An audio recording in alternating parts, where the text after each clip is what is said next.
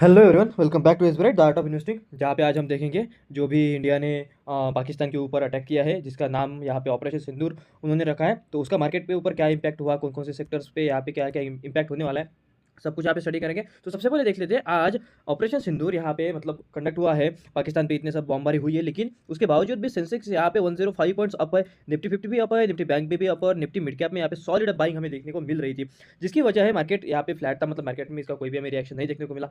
Second thing, जो भी market में एफआईएस का जो भी यहाँ पे इन्फ्लो चालू है, सो एफआईएस और डीआईएस यहाँ पे भर भर के यहाँ पे बाइंग कर रहे हैं, जिसकी वजह से मार्केट में यहाँ पे स्टेबिलिटी मिल रही है और मार्केट में एफआईएस का पैसा पंप हो रहा है। रुपये भी यहाँ पे हमें स्ट्रांग होता हुआ दिखाई दे रहा है। अगर हम रुपये की अगर बात करें तो रुपये $88 से गिर गिर के यहाँ पे पहुंच गया है 84.20 रुपीज़। तो ये बताता है कि मार्केट में अभी भी एक स्टेबिलिटी, मतलब स्टेबिलिटी नहीं है, लेकिन मार्केट हमारा अभी भी स्ट्रांग होता हुआ यहाँ पे दिखाई पड़ रहा है।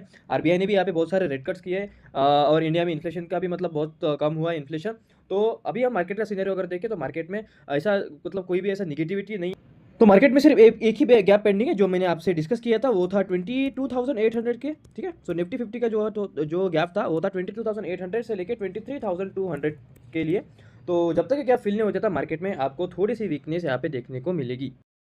तो यहाँ पे इंडिया और यूके के बीच में एक एफटीए यहाँ पे साइन हुआ है, मतलब फ्री ट्रेड एग्रीमेंट, जिसके तहत हमें यहाँ पे देखने को मिल सकता है। तो India will gain from tariff elimination of 99% tariff alliance covering almost 100% of the trade value, offering huge opportunities for the increase in the bilateral trade between India and UK, the commerce ministry से।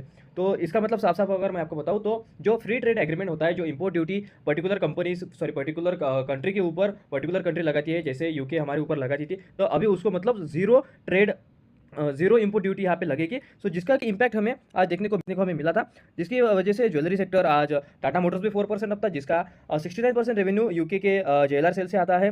उसके बाद jewellery segment में यहाँ पे कल्याण jewellers यहाँ पे up था। और उसके बाद यहाँ पे टेक्सटाइल इंडस्ट्री में अगर देखें तो टेक्सटाइल इंडस्ट्री में आज मतलब भर भर के यहाँ पे हमें बाइंग देखने को मिल रही थी।